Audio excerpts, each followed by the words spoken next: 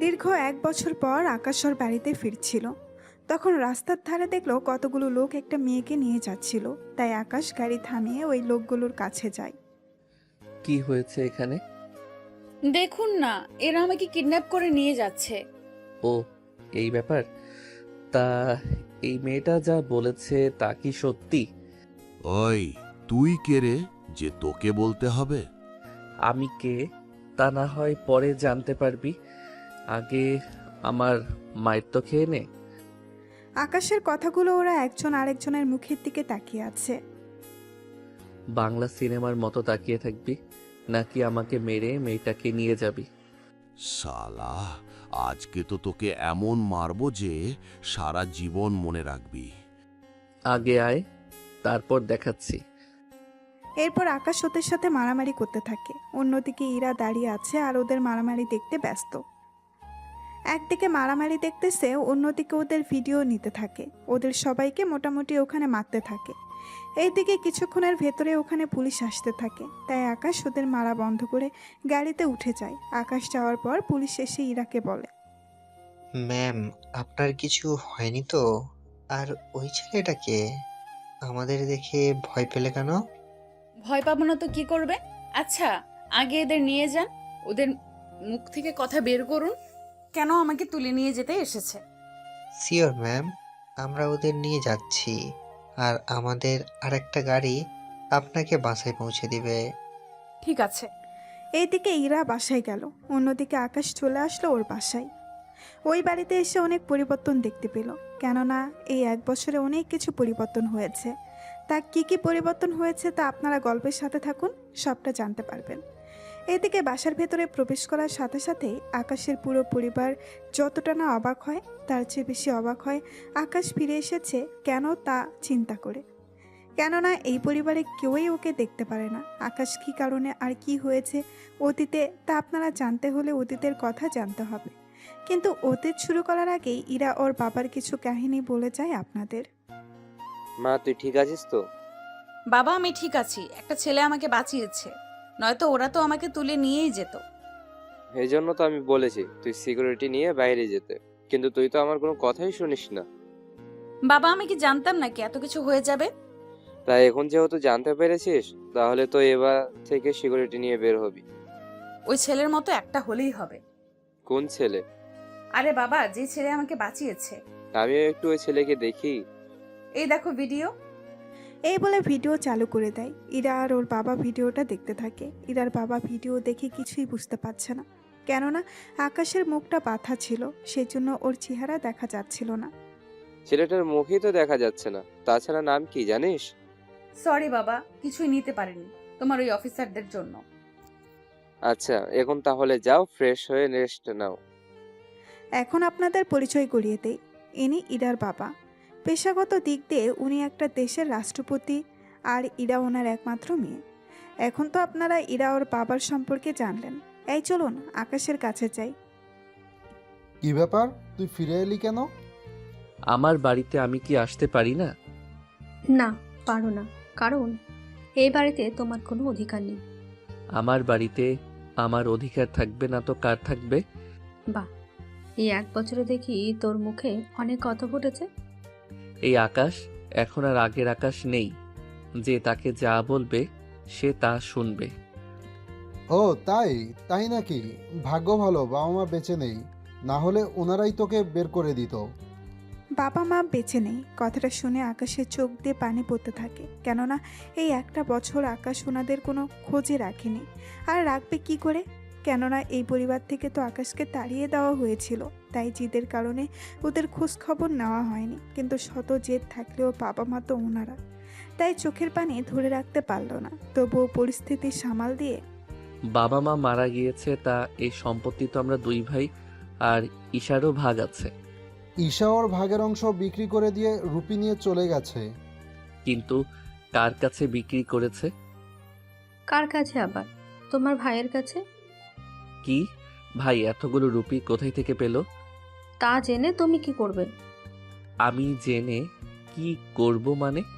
তোমরা আমার সম্পত্তির ভাগ না দিয়ে নিজেদের মধ্যে কি করে নিতে পারলে? কারণ তোর মৃত একটা ডেথ সার্টিফিকেট বের করি আর ওইটার মাধ্যমে আমি তা করি। যদিও ঈশাও জানে তুই মৃত। ছি ভাইয়া ছি, তুমি এতটা নিচে নামতে পারলে? এখানে নিচে নামার কি আছে? এই একটা বছরে তুমি এতটা পাল্টে গেলে। তাছাড়া এর আগেও আরো খারাপ ছিলে, কিন্তু এই এক বছরে তোমাকে এতটা খারাপ বানিয়ে দিয়েছে। ওই, মুখ সামলে কথা বল। একদম আওয়াজ করবি না। একটা মিথ্যে অপবাদ দিয়ে পুরো সংসারের সবার কাছে খারাপ বানিয়ে কি করে দিয়েছিস তা কি তোমাদের মনে নেই? কোন মিথ্যা অপবাদ? বাহ, ভুলে গেলে তাহলে এত তাড়াতাড়ি? বেশ করেছি, তোকে অপবাদ দিয়েছি। আর এই অপবাদ দিয়েছি বলেই তো আজকে সবাই তোকে ঘৃণা করে। পাঠক পাঠিকারা, আপনারা হয়তো বুঝতে পাচ্ছেন না কোনো মিথ্যার অপবাদের কথা বলতেছে। তাহলে চলুন আপনাদের আকাশের অতীত সম্পর্কে কিছু জানাই। অতীত অনেক সুখেই ছিল আকাশ ওর পরিবার, বাবা মা, বড় ভাই আর ছোট বোনকে নিয়ে। দিনে দিনে বড় হচ্ছিল, ততই আকাশকে ওনারা অবহেলা করে যাচ্ছিল। এর কারণ চলুন বলি আপনাদের। কলেজ থেকে বাসায় ফিরছিল, তখন আকাশ ওর আব্বুকে বলে, আব্বু, আমার কিছু রুপি লাগবে। কেন? কলেজে ফিস দিতে হবে। আমার থেকে রুপি নেই। তাছাড়া এখন থেকে নিজের খরচ নিজেকে বহন করা শিখতে হবে। মানে ঠিক বুঝি নাই আব্বু। আমি এই ছোট বয়সে নিজের খরচ কি করে চালাবো? যেখান থেকে পারিস নিজের খরচ নিজে বহন কর। ভাইয়া, তোমার খরচ তো আব্বু এখনো চালাচ্ছে, তাহলে আমার কেন পারবে না? সব প্রশ্নের উত্তর হয় না, তাই ভালো হবে নিজের খরচ নিজেই চালাও, নয়তো বাড়ি থেকে বের হয়ে যাও। ওই দিন আব্বুর ও আম্মুর তার সাথে বড় ভাইয়ের কথা শুনে অনেক কেঁদেছি আমি। কেননা আমার বয়স মাত্র 19, আমি এত তাড়াতাড়ি রোজগার করব কি করে? এইদিকে কিছুক্ষণ পর ঈশা আসে আমার কাছে। ভাইয়া, আমার জন্য কি এনেছিস? আমি যে তোর জন্য কিছু আনতে পারিনি, তাছাড়া কি করে আনবো বল? পরিবার থেকে কেউ আমাকে রুপি দিবে না। আমাকে নিজের খরচ নিজেকে চালাতে বলতেছে। হঠাৎ কি হলো সবার, তাই তো জানি না। ভাইয়া চিন্তা করিস না, দেখবি সব ঠিক হয়ে যাবে। এইদিকে যেতে যেতে 1 বছর চলে যায়। আকাশেরও কলেজ লাইফ শেষ হয়ে যায়। এই কয়েকদিনে কিছু কাজ করে, অথচ নিজের খরচ নিজেই চালাতে হচ্ছে আকাশকে। পরিবারের হঠাৎ করে এরকম পাল্টে যাওয়াটাকে আকাশ মেনে নিতে পারেনি এইভাবে। কিছুক্ষণ পর, আকাশ, আকাশ, জি আব্বু। এই মাস থেকে সংসারে তোমাকে রুপি দিতে হবে। কি বলছো আব্বু? আমি এই কয়েক বছর ধরে নিজের পড়াশোনা নিজে বহন করতেছি। এখন ভার্সিটিতে উঠেছি, এখন তো আরো খরচ বেড়েছে।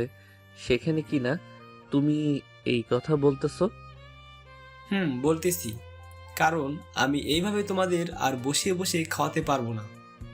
কিন্তু আব্বু, তুই সব কিছু আমাকে কেন বলো? বড় ভাইয়াকে তো কখনো কিছু বলো না। ওকে বলি আর নাই বলি, তা কি তোর থেকে জিজ্ঞেস করে নিতে হবে? তাছাড়া যা বলছি তাই করবি, নয়তো এই বাড়ি থেকে বের হয়ে যেদিকে দু চোখ যায় চলে যেতে পারিস।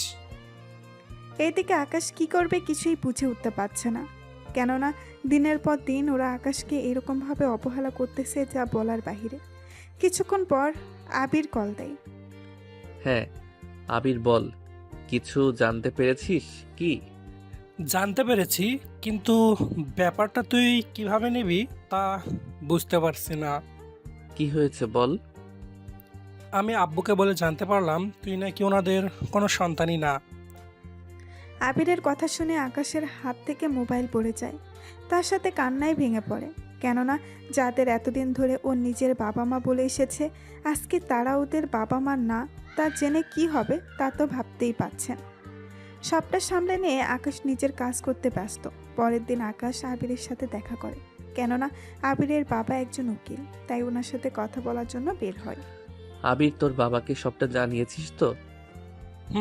সবটা জানানো শেষ। এখন যে কাজটা করার বাকি আছে ওইটা আব্বু বলবে। চল তাহলে তোর আব্বুর কাছে। এই তো, যেতে হবে না, আব্বু নিজেই চলে এসেছে। আবিরের আব্বু আসাতেই আকাশ সালাম দেয়। উনি সালাম নিয়ে বলে, কি ব্যাপার আকাশ, তুমি এখানে? জি আঙ্কেল, আমি আপনার থেকে আমার কিছু জানার ছিল। কি কথা বলো তো?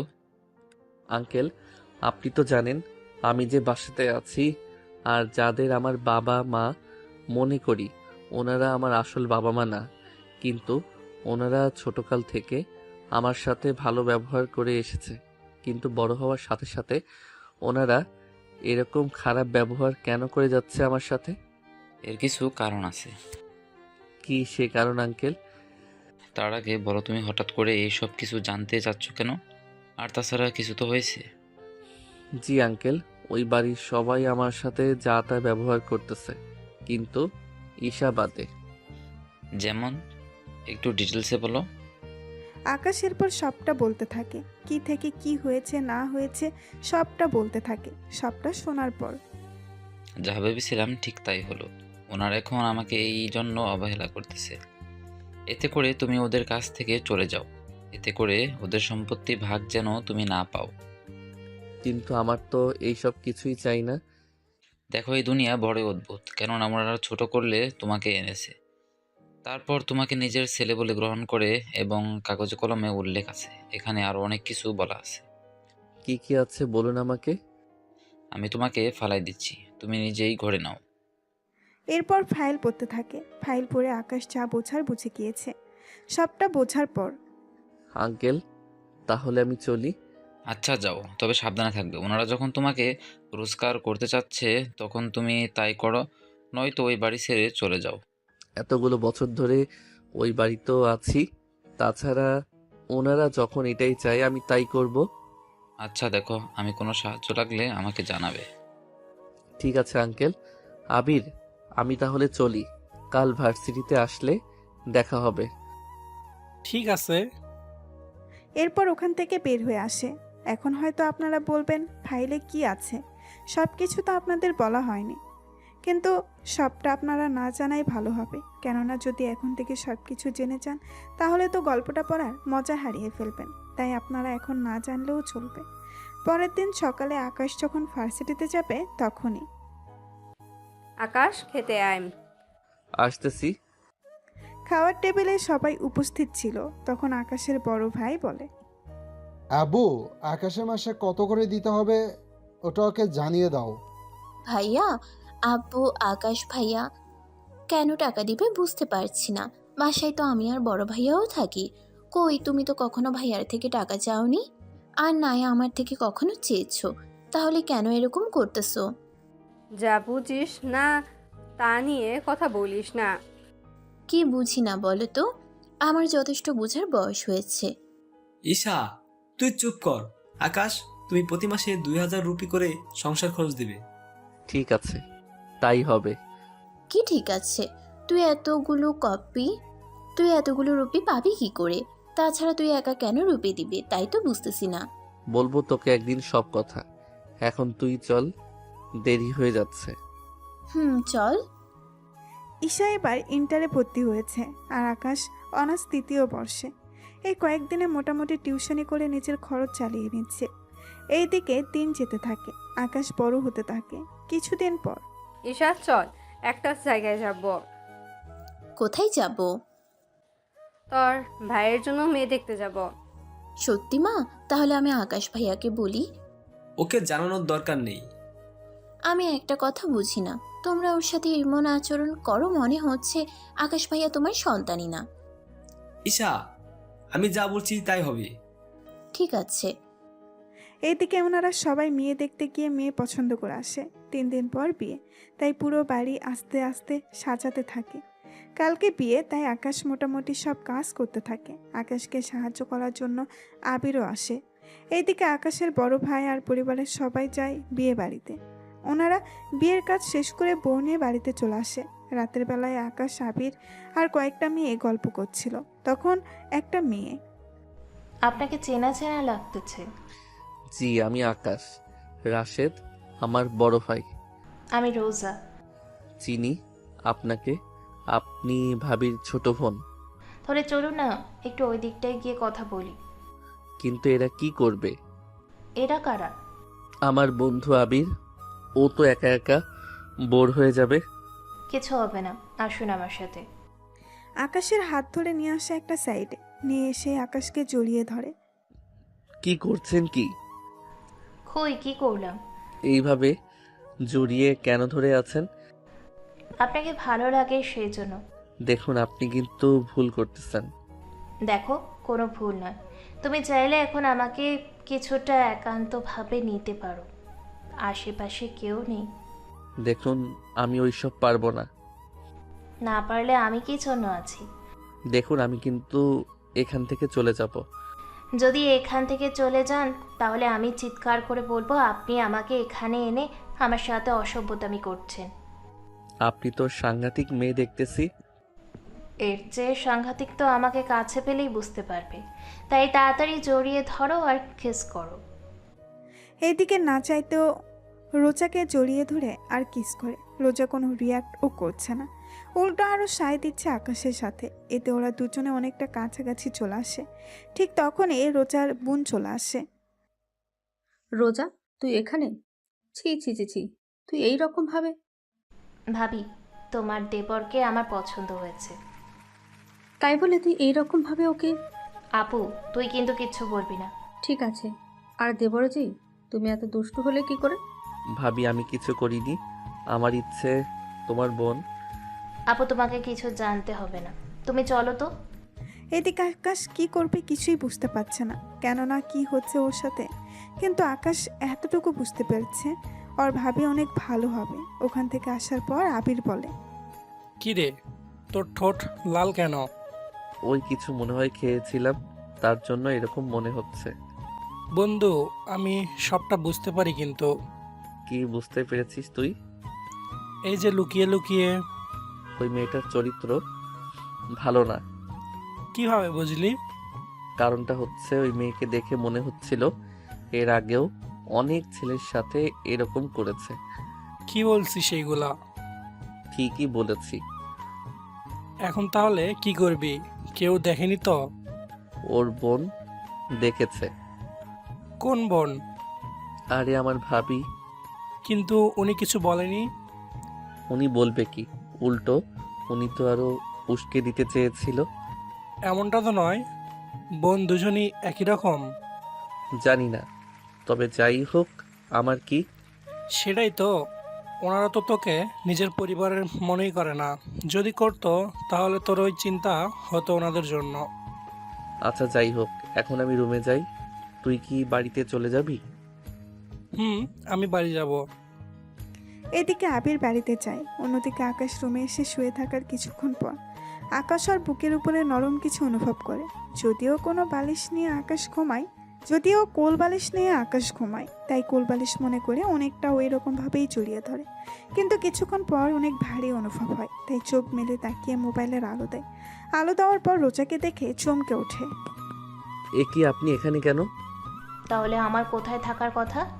তাই বলে আমার রুমে কেন? আমার ইচ্ছে হচ্ছে সেই জন্য এসেছি।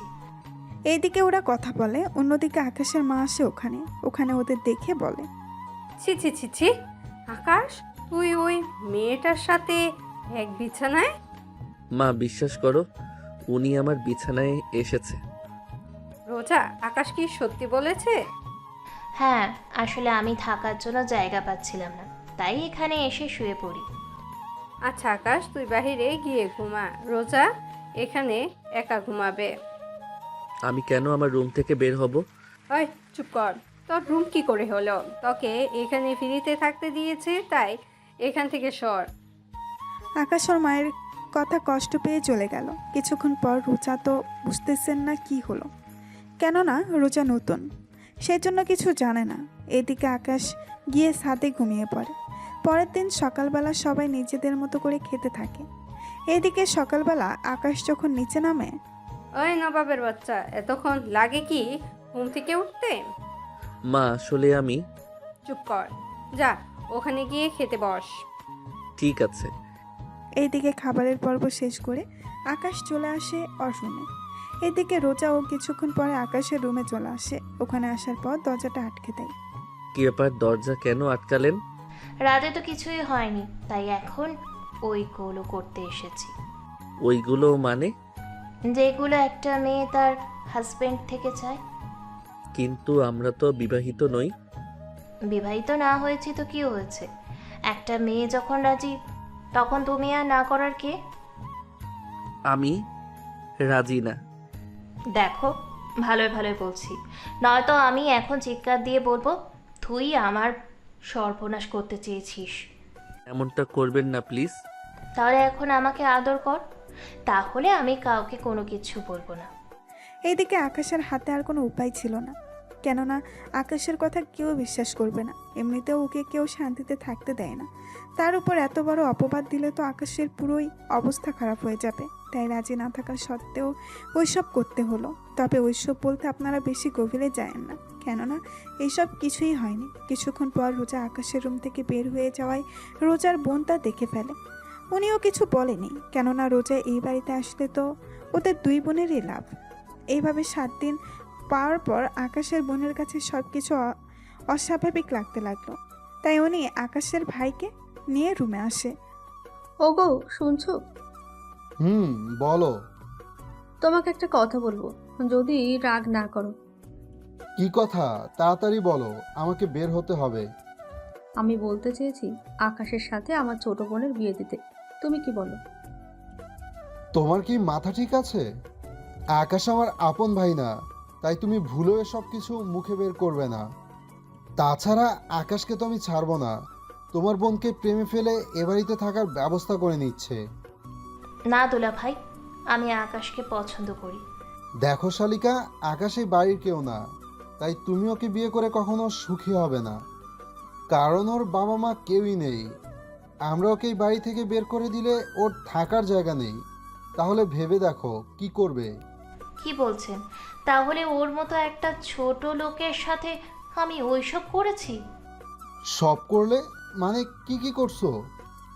রোজা এরপর অদ্দুলা ভাইকে সবটা বলতে থাকে। উনি সবটা শুনে, রোজা কি করলে তুমি?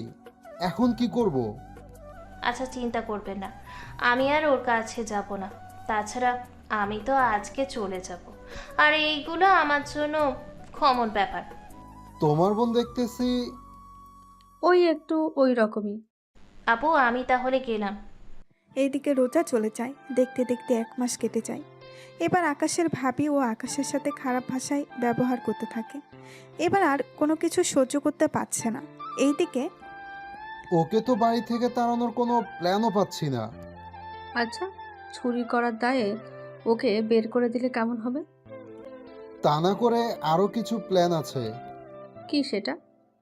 মাথা আনো, কানে কানে বলতেছি। এরপর কানে কানে সবটা বলে। সবটা শোনার পর আকাশের ভাবি রাজি হয়ে যায়।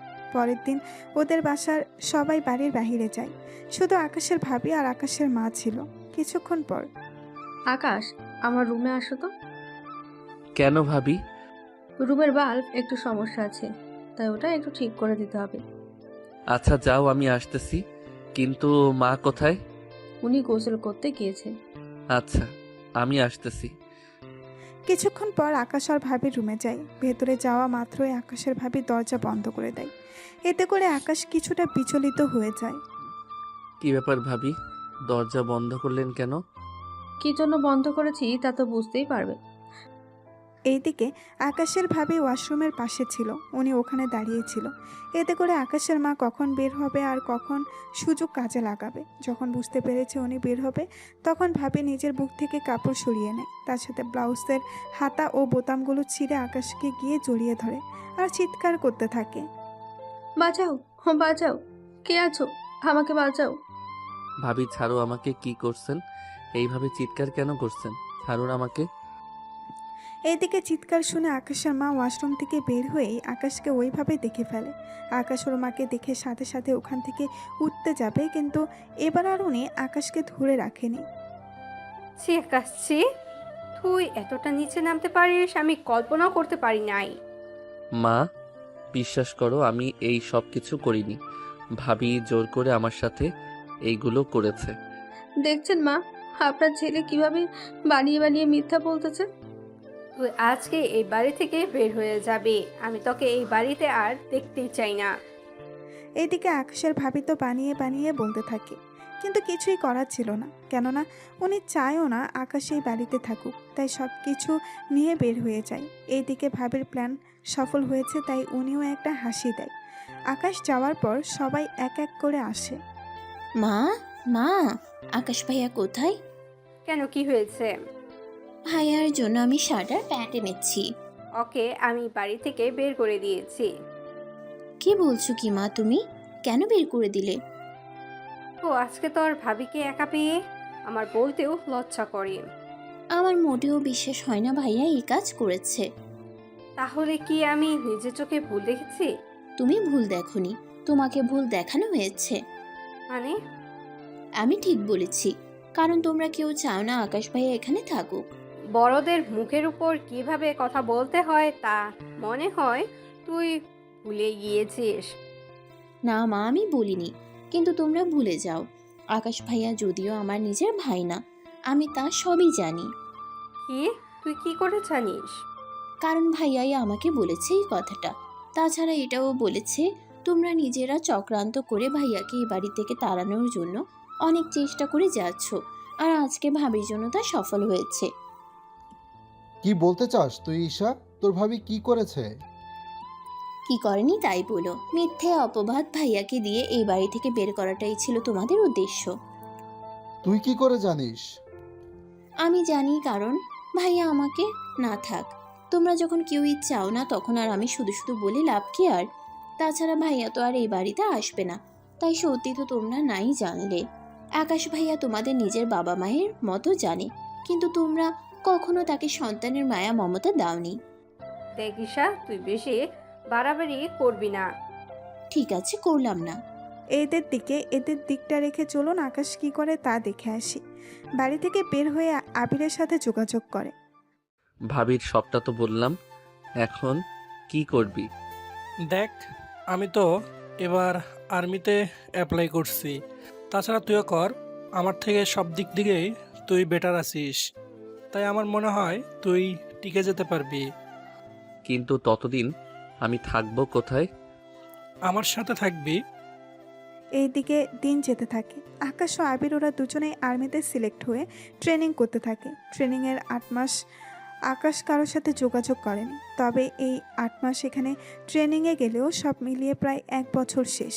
ওরা নিজেদের ট্রেনিং শেষ করার পর আকাশ ও আবির, তোমরা দুজনেই খুব ভালো ট্রেনিং করতে পেরেছো, তাই তোমরা চাইলে সৈনিক পদ ছেড়ে অফিসার পদে যোগ দিতে পারো, কিন্তু তার জন্য কি স্যার? তোমাদের আরও 4 মাস ট্রেনিং করতে হবে, তাহলে তোমাদের স্যাটেলাইট, ম্যাপ, সব ধরনের বন্দুক আর মেধা দিয়ে গড়ে তোলা হবে। যদি তোমরা রাজি থাকো তাহলে আমি তোমাদের নামটা এখানে লিখে দেব।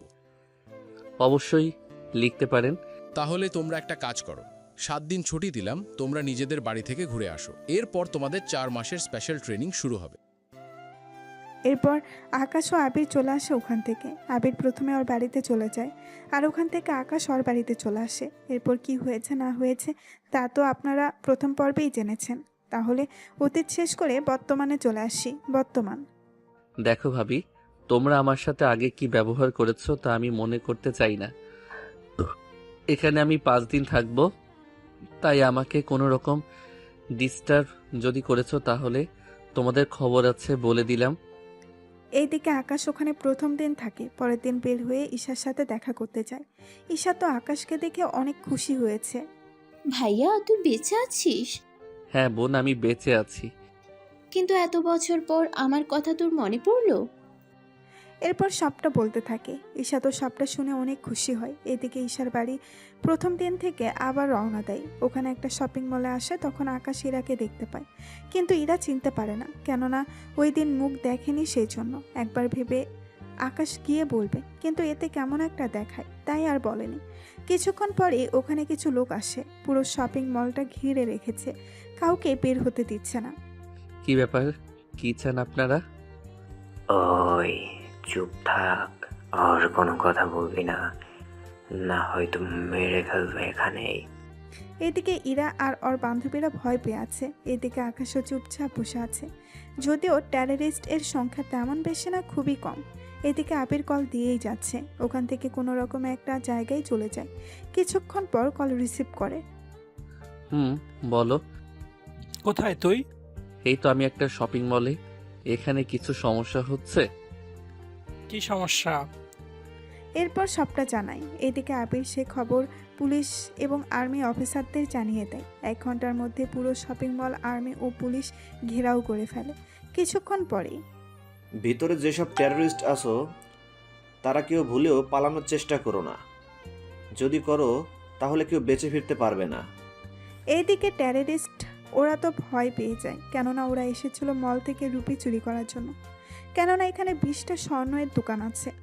ওইগুলো হাতিয়ে নিতে পারলে ওদের লাইফ সেটেল হয়ে যাবে। ওরা তো সবটা শুনে মাথা গরম করে ফেলে। কার এত বড় সাহস হয়েছে পুলিশকে কল করার? আমরা কিভাবে বলবো? আমাদের সব মোবাইল তো আপনাদের কাছে। তাহলে এইসব লিক কি করে হলো? আমরা কি জানি? বুঝতে পেরেছি, কয়েকটা লাশ না ফেলে তোদের শিক্ষা হবে না। আপনারা তো রুপি আর স্বর্ণ নেওয়ার জন্য এসেছেন, তাহলে শুধু শুধু মানুষদের কেন মারবেন? ওই তুই দেখি সে প্রথম থেকেই বেশি কথা বলছিস, তোকে আগে শেষ করতে হবে। তাহলে আমার একটা শর্ত আছে। কি শর্ত বল? আমাকে মারার জন্য 6 জন লোক আমার সাথে যাবে। ওই আমরা এসেছি মোটে 10 জন, তোর সাথে 6 জন যদি যায় তাহলে বাকি 4 জন মিলে এখানে কি করবে? দেখুন, আমার শর্ত আপনাদের মানতে হবে। এইদিকে ইরা সহ বাকি সবাই আশ্চর্য হয়ে যায়, কেননা যেখানে সবাই নিজেদের প্রাণ বাঁচাতে ব্যস্ত, এখানে কিনা সেই ছেলেটা কি সব উল্টাপাল্টা বকেই চলেছে। কি বলছেন? আপনার কি মাথা ঠিক আছে? কেন? না মানে যেখানে ওদের থেকে বাঁচতে চাইবেন সেখানে তো তা না করে আপনি কিনা। তা আমার উপরে ছেড়ে দিন। আচ্ছা, ওই দিন পুলিশ আমার ব্যাপারে কিছু জিজ্ঞেস করেনি তো? কোন দিন? না, কিছু না। কিরে, তোরা দেখি একজন আরেকজনের খুব ভালো করে চিনিস। আচ্ছা, চিন্তা করার কারণ নাই। এই মেয়েটা আমাদের বন্ধুদের সামনে রাখবো। যদি কোনো সমস্যা হয় তাহলে একে আগে মেরে ফেলবো। না, এমনটা করবেন না। সেরকম কিছুই হবে না। ওই তোরা ওকে ছাদে নিয়ে যা আর ওকে গুলি করে বুলেট শেষ কর, লাশ নিচে ফেলে দিবে। কিছু লোক আকাশকে নিয়ে যায়। ওরা নিয়ে একটা জায়গায় দাঁড় করায় ওকে। এরপর একে একে যেই মারতে আসবে, ওরা মারার আগে দূর থেকে কেউ নিশানা করে ওদের 6 জনকে মেরে ফেলে। ওরা মারা যাওয়ার পর ওদের থেকে কিছু বোমা আর বন্দুক নিজের কাছে লুকিয়ে রাখে। এখন হয়তো আপনারা বুঝতে পারছেন না আসলে কি হচ্ছে এখানে। তাহলে চলুন সবটা বলি আপনাদের। আকাশ ইচ্ছে করে ওদের সাথে নিয়ে এসেছে, কেননা ভেতরে কি বলতেছে আর না বলতেছে সবটা আবির শুনতে পায়। সেজন্য আবির দূর থেকে বন্দুক নিয়ে বসেছিল। আবির একজন সাব ইন্সপেক্টর, তাই দূর থেকে নিশানা করে। ওর জন্য সমস্যা হয় না ওদের মারার পর। আবির, ওরা মারা গিয়েছে। আমি নিচে যাচ্ছি। ভিতরে আর মাত্র 4 জন লোক আছে, তাই আমি বাকিটা সামলে নিব। ঠিক আছে, কিন্তু আমি এখানে থাকবো। যদি তুই কোনো খারাপ পরিস্থিতি দেখিস তাহলে আমাকে জানাবি। আমি এখান থেকে ওদের শ্যুট করে দিব। তার জন্য কি কি করতে হবে তা তোকে বলে দিতে হবে না নিশ্চয়ই? ওকে, আমি এবার নিচে যাচ্ছি। সাবধানে যাবি। ওখান থেকে নিচে নেমেই ওদের উপরে গুলি করতে থাকে। এইভাবে গুলি করাতেই ওদের 2 জন ওখানে মারা যায়, কেননা সর্বপ্রথম ওই লোকটাকেই মারে যে লোকটা ইরার মাথায় বন্দুক ধরেছিল।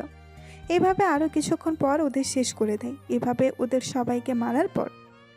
ধন্যবাদ আপনাকে, কিন্তু তখন আপনার ওই কথাটার মানে আমি ঠিক বুঝতে পারিনি। কোন কথা? ওই যে পুলিশ আপনার কথা জিজ্ঞেস করেছে কিনা। বাসায় গিয়ে বসে ভাবতে থাকেন, উত্তর পেয়ে যাবেন। আচ্ছা যাই হোক, আপনাকে অসংখ্য ধন্যবাদ আমাকে বাঁচানোর জন্য। প্রথমবার ধন্যবাদ পাওয়ার সময় পাইনি। আচ্ছা যাক গিয়ে সেসব কথা। এখন তাহলে চলি আমি। এই বলে চলে আসে। এদিকে কিছুক্ষণ পরেই পুলিশ ও আর্মির লোক এসে সবাইকে নিরাপদে বাইরে নিয়ে যেতে থাকে। এদিকে আকাশ বাড়িতে আসে। কি ব্যাপার, কোথায় গিয়েছিলে? যেখানে যাই তা কি আপনাকে বলতে হবে? তা কেন বলবি? আমার রুমে আয়। গত 1 বছর আগেও এইরকমভাবে রুমে ডেকে নিয়ে বাড়ি ছাড়া করেছেন। এখন আবার নতুন করে কোন নাটক শুরু করবেন? কোনো কিছু না, আগে আয়।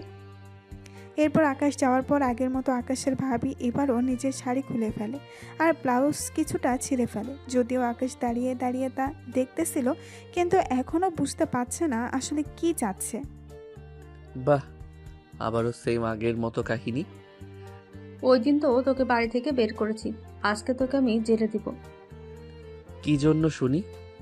এই যে আমার ইজ্জত নিতে চেয়েছিলি তুই, সেই জন্য। ও তাই? আজকে তো ওয়াশরুমের দরজা খোলা আছে, ভিতরে কেউ তো নেই। তাহলে নতুন করে কিভাবে কি প্ল্যান করলেন? তা তোর না জানলেও চলবে। তার রুমে ক্যামেরা নেই তো? ক্যামেরা কি দরকার, বাইরে পুলিশ আছে আগে থেকেই। এখন শুধু আমি চিৎকার দেবো আর ওরা চলে আসবে। যাক, সব দেখে আগের থেকে সেট করা। আচ্ছা, তাহলে একটা কাজ করুন, যতটুকু ছিঁড়েছেন পুরোটা ছিঁড়লেই তো পারতেন। কেন কেন? বারে এইটুকু ছিঁড়ে তো কিছুই দেখা যাচ্ছে না, তাই পুরোটা ছিঁড়লে তো ভালো কিছু দেখা যেত। এই বলে একটা টান দিলে ব্লাউজ ছিঁড়ে আকাশের হাতে চলে আসে। এতে করে উনি নিজের বুকটা হাত দিয়ে ঢেকে রেখেছে। একদম কাছে আসবে না বলে দিলাম। ও তাই? 1 বছর আগে যে অপবাদ দিয়েছিলে তা আজকে আমি শোধ করে নিব। এই বলে আকাশ ওর ভাবিকে জড়িয়ে ধরে। এতে করে ওর ভাবি চিৎকার করে ওঠে। পুলিশ দরজা ভেঙে ভেতরে আসতেই 2 মিনিটের মতো লাগে, কিন্তু এই 2 মিনিটে অনেক কিছু হয়ে গিয়েছে যা আপনারা না জানলেও চলবে। আকাশের ভাবি চাদর গায়ে দিয়ে বিছানার এক পাশে বসে আছে। পুলিশ এসে আকাশকে ঘিরে দাঁড়ায়, আর আকাশের ভাবির এই অবস্থা দেখে পুলিশের বুঝতে বাকি রইল না, কিন্তু এর আগে যে ওদের সব প্ল্যান সাজানো তা আকাশ তো জানেই। পুলিশ কিছু ছবি উঠিয়ে আকাশকে নিয়ে আসে।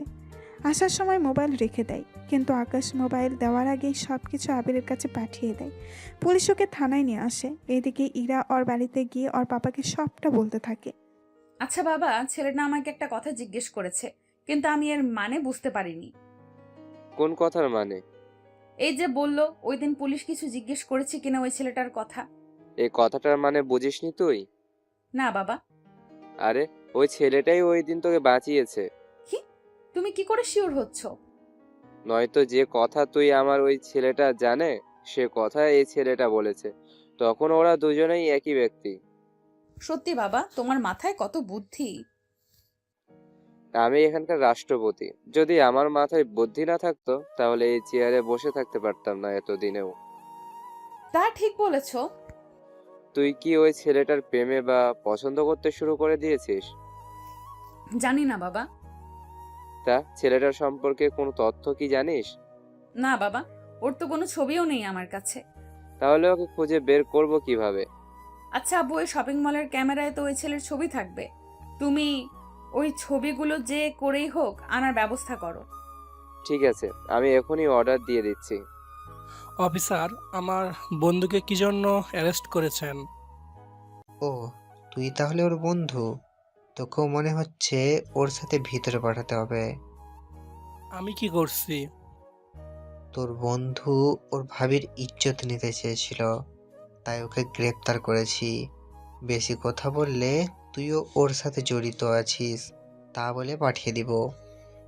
আচ্ছা, আপনাদের তো খবর দেওয়া হয়নি, তাহলে কিভাবে আপনারা এখানে গেলেন? মানে ঠিক বুঝলাম না। আমার বন্ধু যে ওর ভাবির ইজ্জত নেবে তা আপনারা আগে থেকে কি করে জানতেন? তাছাড়া ওর ভাবির ইজ্জত নেওয়া 3 মিনিটের মাথায় আপনারা এত তাড়াতাড়ি ওদের বাসায় আসলেন। আমার তো মনে হচ্ছে ওকে ফাঁসানোর জন্য আপনারা দায়ী আছেন। কি? তোর এত বড় সাহস? তুই আমাদের উপর? এখন তোকেও ভিতরে ভরে রেখে দেব, তাহলে বুঝতে পারবি। উকিল সাহেব, আপনি এখানে আসুন। এরপর উকিল এসে আকাশকে ওখান থেকে ছাড়িয়ে নেয়। উকিল তো চলে যায়। আবিরও আকাশ যাওয়ার আগে বলে, তুই তো ওদের সাথে সামিল ছিলি, তা আমি জানি, তবে একটা কথা তোকে বলা হয়নি। আমি আবারও এই থানায় ফিরে আসব, তবে যেদিন আমি আসব ওই দিনটা তোর চাকরির শেষ দিন হবে।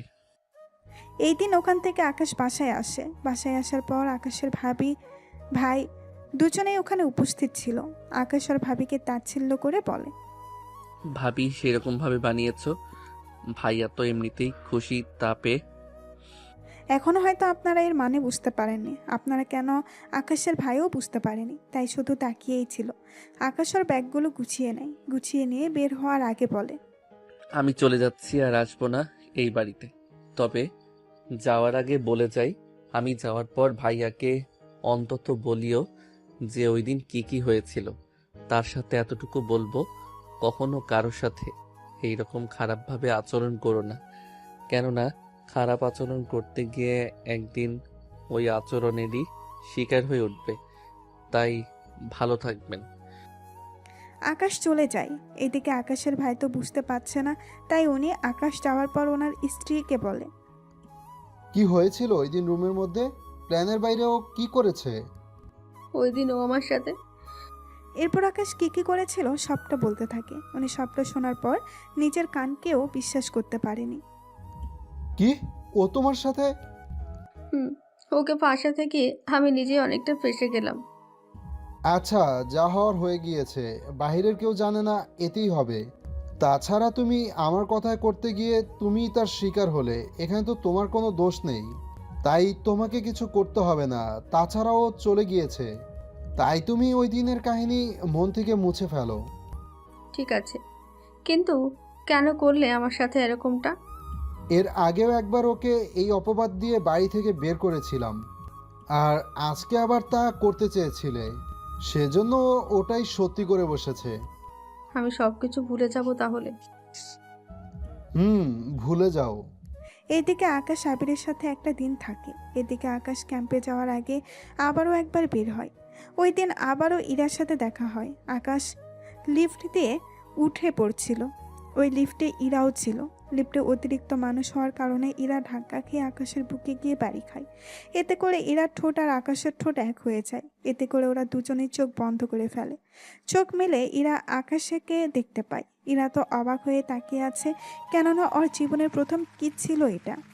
ইরা কিছু বলতে যাবে তার আগেই আকাশ ওখান থেকে বের হয়ে যায়।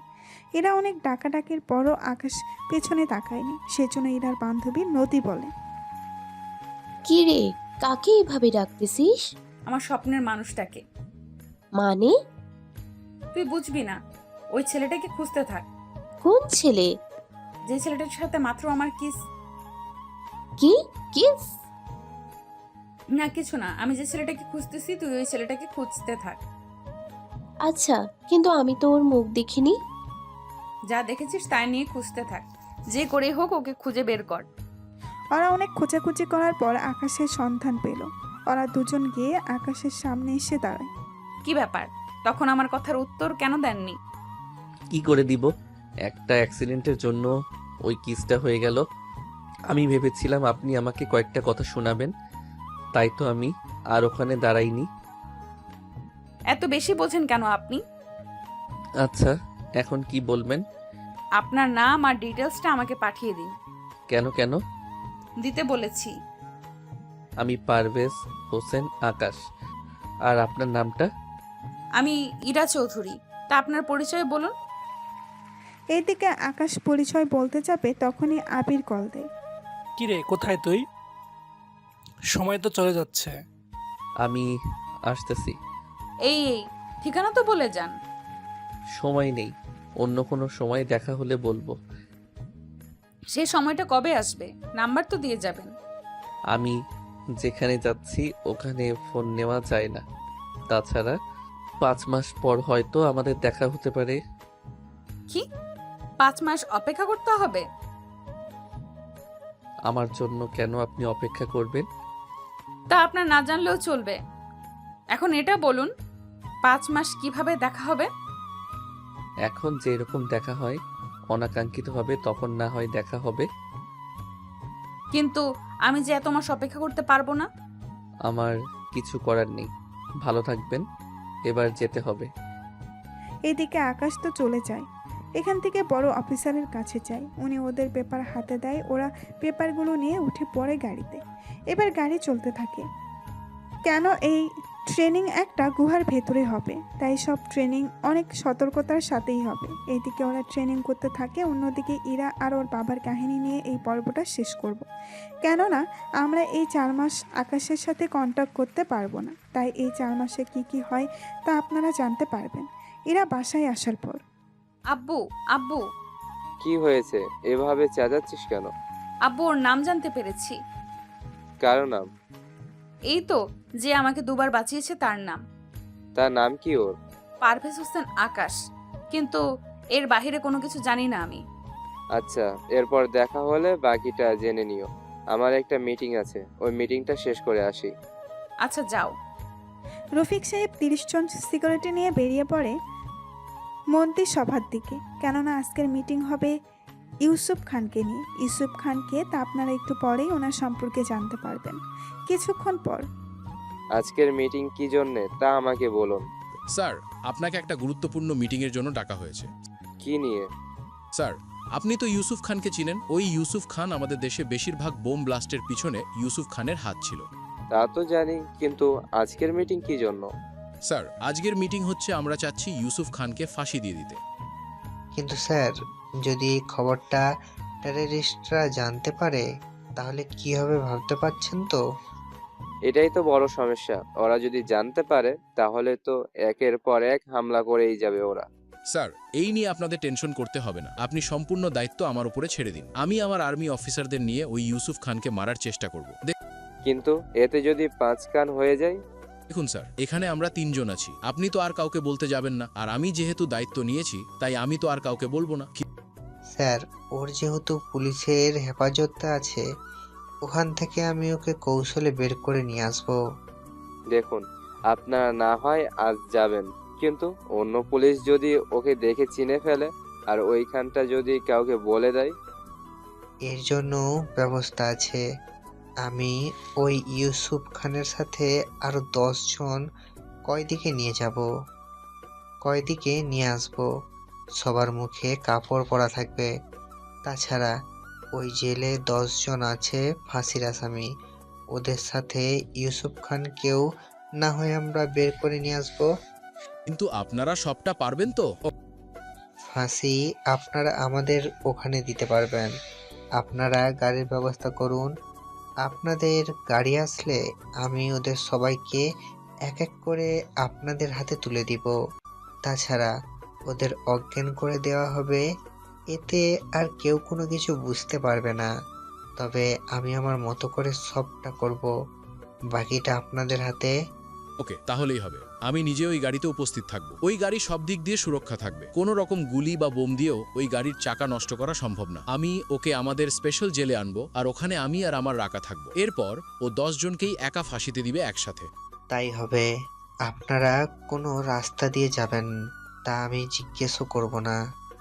ওকে, তাহলে স্যার আপনি এই কাগজে সাইন করে দিন, আমি বাকি ব্যবস্থা নেব। এরপর রফিক সাহেব সাইন করে দেয়। উনি ওনার বাসায় চলে আসে। এদিকে পরের দিন আর্মির বড় অফিসার আসে কিছু সৈনিক নিয়ে। নিন, এবার তাহলে ওই কয়েদিদের আমার কাছে পাঠিয়ে দিন। তার মধ্যে ইউসুফ কোনজন তা চিহ্নিত করে দেবেন, কেননা আমাদের তো মূল টার্গেট ওকে নিয়ে। চিন্তা করবেন না, আমরা সব দিক দেখে নিব। তাছাড়া ইউসুফকে আমরা একটু অন্যরকম পোশাক পরাবো। ওকে, তাহলে তাই করুন। 1 ঘন্টা পর 10 জন কয়েদিরে আনা হলো। একে একে ওদের গাড়িতে উঠাতে থাকে। ওরা সবাই গাড়িতে উঠে যাওয়ার পর, ওকে, আমি তাহলে ওদের নিয়ে যাচ্ছি। আপনারা ততক্ষণে আমাদের পিছু করবেন। যদিও আমাদের গাড়ির বাহিরে আরো সৈনিক আছে, কিন্তু তাও আপনারা খেয়াল রাখবেন। তা আপনারা কোন আন্ডারওয়ার্ল্ডে যাবেন তা তো আমরা জানি না। চিন্তা করবেন না, আমরা কোনো বিপদে যদি পড়ি ওখানে একটা অ্যালার্ম আছে, ওটা অন করে দেব। তাহলে আমাদের জিপিএস আপনারা পেয়ে যাবেন। তবে একটা কথা, আপনাদের সাহায্য আমাদের লাগবে না, শুধু আমাদের উপরে হামলা হয়েছে তা বোঝানোর চেষ্টা করাবো। আপনি নিশ্চিন্ত থাকতে পারেন। ইউসুফের ব্যাপারে কেউ জানে না, কিন্তু বাকিদের ব্যাপারে যদি কোনো রকম তথ্য ওরা বুঝতে পারে বা ওদের দলের কেউ যদি হামলাটা করে। আর্মিদের উপর হামলা করবে তাও সাধারণ লোকজন, এটা কখনো হয়নি আর হবেও না। আচ্ছা, দেরি হয়ে যাচ্ছে। ওকে, আশা করি আমাদের কোনো সমস্যা হবে না। এদিকে ওদের নিয়ে বেরিয়ে পড়ে। পথের উপর ওদের উপর অনেকে হামলা করতে থাকে। বড় অফিসার ভালো করে জানে কোনো না কোনো দলের লোক এই কাজ করবে, তাই আর্মির লোকও ভালো করে তৈরি হয়ে এসেছিল। অনেকটা সময়ের পর ওনারা বাকি লোকদের হারায়। যাক, সকলের চেষ্টায় আমরা ওদের পরাজিত করলাম। আচ্ছা, এখন তাড়াতাড়ি করে ওদের নিয়ে চলে আসো, আর সময় নষ্ট করা যাবে না। এইদিকে ওদের নিয়ে আন্ডারগ্রাউন্ডে নিয়ে আসা হলো। সবাইকে এক এক করে এখানে লাইনে গিয়ে দাঁড় করাও, আর সবার গলায় দড়ি আটকে দাও। কিছুক্ষণ পর ওদের গলায় দড়ি আটকে দেওয়া হলো। রাকাকে ইশারা করার মাত্রই ওদের এক নিমিষেই মেরে ফেলা হলো। ওদের মেরে ফেলার পর তোমরা সবাই তাহলে এখান থেকে যাও, আমি ওদের শনাক্ত করব, তারপর ওদের কবর দেওয়া হবে। সব সৈনিক চলে যায়। সবাই যাওয়ার পর বড় অফিসার সবার মুখ দেখতে থাকে। সবটা চেক করার পর ওখানে ইউসুফের লাশও পাওয়া যায়। এরপর উনি এক এক করে আন্ডারগ্রাউন্ডের রাস্তা দিয়ে ওদের লাশগুলো নিচে ফেলে দেয়। এই আন্ডারগ্রাউন্ডের রাস্তা কোথায় গিয়ে নেমেছে তা একমাত্র বড় অফিসারেরাই জানে। এটা এমন একটা জায়গা, এখানে যাদের মারা হয় তারা একটা রুমের গিয়ে পড়ে। এরপর ওখান থেকে ওদের একটা রিমোটের সাহায্যে নিয়ে ওখান থেকে একটা সুড়ঙ্গের পথে আনা হয়। এরপর ওই সুড়ঙ্গ ওদের সবাইকে ফেলে দেওয়া হয়। এই সুড়ঙ্গ এতটাই ভয়ঙ্কর যে এখানে কোনো জীবিত মানুষকেও যদি ফেলে দেওয়া হয় তাহলে সে বেঁচে ফিরে আসতে পারবে না। এতটাই ভয়ঙ্কর ওই জায়গা, কেননা ওই জায়গায় সব লাশের পর লাশই পড়ে আছে। এইদিকে এভাবেই কিছুদিন যেতে থাকে। ইরা ও আকাশের পথ চেয়ে বসে থাকে। 5 মাস ট্রেনিং করার পর আকাশ ও আবির আসে বড় অফিসারের কাছে। ওদের দেখে শুনে ও খুশি হয়। কেমন আছো তোমরা? তোমাদের সব ট্রেনিং শেষ হয়েছে তো? ট্রেনিং শেষ না হলে তো আমরা এখানে আসতে পারতাম না। তা ঠিক বলেছ, কিন্তু একটা সমস্যায় পড়ে গেল। কি সমস্যা? আমাদের রাজ্যের রাষ্ট্রপতির মেয়েকে কারা যেন তুলে নিয়ে গিয়েছে। এখন ওই ব্যাপারে কথা বলতে যাব। স্যার, আমরাও আসি তাহলে? কিন্তু তোমরা কি পারবে? কেননা তোমরা তো মাত্র ট্রেনিং শেষ করে এসেছো। স্যার, একজন দেশ প্রধানের মেয়ে বিপদে আছে, সেখানে আমরা চুপ করে থাকতে পারি না। আচ্ছা, চলো তাহলে। এরপর ওরা চলে আসে রাষ্ট্রপতির বাড়িতে। ওই বাড়িতে বর্তমানে পুলিশ, কমান্ডো, রাজনৈতিক লোক আর আর্মি দিয়ে ভরা ছিল। আকাশ ও আবির যখন বড় অফিসারকে নিয়ে ভেতরে গেল তখন সবাই একে একে সালাম দিতে থাকে। বড় অফিসার ওদের নিয়ে রফিক চৌধুরীর সামনে যায়। রফিক চৌধুরী তো আকাশকে দেখে চিনতে পারে, কেননা উনি ইরার কথাই ওই দিন শপিং মলের সিসিটিভি ফুটেজ এনে দেখছিল। তখন ইরা আকাশের কথাই ওর বাবাকে জানায়। উনি আকাশকে দেখে বুকে জড়িয়ে নেয়। এতে অনেক অবাক হয়। উনি কান্নাজড়িত কণ্ঠে বলে, তুমি এসেছো আকাশ? স্যার, আপনি আমাকে কি করে চিনেন? তা পরে জানতেও পারবে, কিন্তু তুমি এখানে কি করো? স্যার, আমি বলছি। ওহ, আকাশ কয়েকদিন আছে আর্মির অফিসার, ট্রেনিং শেষ করে ও এখানে এসেছে, তাই ওকেও আমি সাথে করে নিয়ে আসলাম। কিন্তু স্যার, ওদের কাছ থেকে কি কোনো কল এসেছে? ওরা কি চায় বা না চায়? এসেছে। তার জন্য ওরা একজন সাধারণ লোককে যেতে বলেছে একটা ঠিকানায়, কিন্তু কেউ প্রাণের ভয়ে যেতে রাজি হচ্ছে না। তাহলে আমি যাব। তাছাড়া আমাকে তো কেউ এখনো চিনে না। তাছাড়া ডেটাবেজে আমার বায়োডাটা এখনো সেভ করেনি, তাই ওরা শত চেষ্টা করলেও আমার আসল পরিচয় জানতে পারবে না। সত্যি তুমি যাবে? জি, যাব। তাহলে এখনো জায়গা আর আপনার মেয়ের ছবি দিন, যেন আমি দেখে চিনতে পারি। আকাশের কথা শুনে রফিক সাহেব অবাকই হয়। তার মানে কি এরা ওর পরিচয় দেয়নি? আরে ওই ছেলেটাও না জেনে রাজি হয়েছে। আর আমি ভেবেছিলাম ওই ছেলেটি ইরাকে ভালোবাসে, তাই ওকে বাঁচাতে এসেছি। এখন দেখি ও কিছুই জানে না। কি ভাবছেন স্যার? আমাকে বিশ্বাস করতে পারেন, আমি এমন কিছু করব না যার জন্য আপনার ক্ষতি হবে। এ নাও ঠিকানা, তাছাড়া ছবি লাগবে না, কেননা আমার মেয়ে ছাড়া আর ওখানে কোনো মেয়েই নেই, তাই ওরাই ওর সাথে তোমার দেখা করিয়ে দেবে। তাহলে আমি এবার চলি স্যার। এই বলে আবিরের থেকে বিদায় নিয়ে চলে আসতে থাকে ওই ঠিকানায়। ওই ঠিকানা বড়ই অদ্ভুত, কেননা ওরা সমুদ্রের ধারে আসতে বলেছিল, তাই ওখানে এসে অপেক্ষা করতে থাকে। কিছুক্ষণ পর ওখানে একটা হেলিকপ্টার আসে, আর ওই হেলিকপ্টারে আকাশকে চেকিং করে উঠিয়ে নিয়ে চলে যায়। ওকে তো উঠিয়ে নিল, আমরা তাহলে এবার ট্রেনিং করা শুরু করি, কি বলেন? ট্রেকিং করবে মানে কিভাবে? ওর কাছে তো কোনো কিছুই নেই। স্যার, আমাদের ট্রেনিংয়ে শেখানো হয়েছে কিভাবে ছোট ছোট জিনিসগুলো লুকিয়ে রাখতে হয়। এবার আমরা ট্র্যাকিং করে ওই জায়গা লোকেশন খুঁজে বের করতে থাকি। এভাবে কিছুক্ষণ পর ওরা লোকেশন ট্র্যাক করতে সক্ষম হয়। লোকেশন কোথায় দেখাচ্ছে? ওটা তো আমাদের এখানকার সবচেয়ে বড় জঙ্গলটাই, তাও শেষ প্রান্তে। এক কথায় আরেকটা রাজ্যের কাছাকাছি প্রায়। আমার তো মনে হয় এটা পাকিস্তানি বর্ডারের কাছে। ওরাই নিয়ে গেছে। শুধু শুধু ছেলেটা আমার মেয়ের জন্য নিজের জীবনটা দিতে না হয়। স্যার, আপনি কোনো চিন্তা করবেন না, ওর কিচ্ছু হবে না। আপনি ওকে ফাইলটা দিয়েছেন তো? দিয়েছি। ওরা এভাবে বলেছে ঠিক সেভাবে। আমরা তাহলে ওই ঠিকানায় যুদ্ধ বিমান আর বেসামরিক বাহিনী পাঠিয়ে দিই। কিন্তু স্যার, তা সম্ভব না। কেননা ওই জায়গায় যেতে চাইলে ওরা সহজে আমাদের দেখে ফেলবে। এতে করে অনেক সমস্যা আমাদের পড়তে হবে। তাছাড়া ওরা আমাদের দেখে নিলে আকাশ স্যার আর আপনার মেয়ের জন্য ক্ষতি হতে পারে। তাহলে কি করবে তোমরা?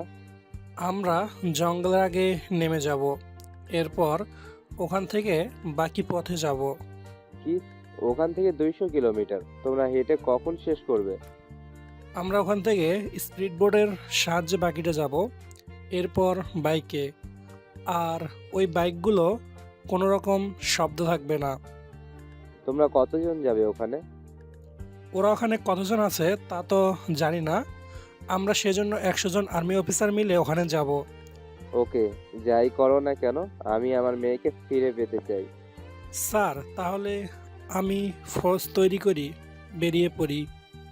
সত্যি তোমাদের জবাব নেই। ট্রেনিং শেষ করেই এত গুরুত্বপূর্ণ একটা মিশনে যাচ্ছ। আচ্ছা, তাহলে ওখানে যাওয়ার জন্য তোমরা প্রস্তুত হও। ঠিক আছে স্যার। এদিকে ওরা আকাশকে নিয়ে জঙ্গলের ভেতরে নামে। ওখানে নামতেই কয়েকজন প্যালেস্টিস্ট ওদের সামনে আসে। ওই, ওকে ভালো করে চেক কর। চেক করেছি বস, ওর কাছে কোনো হাতিয়ার নেই।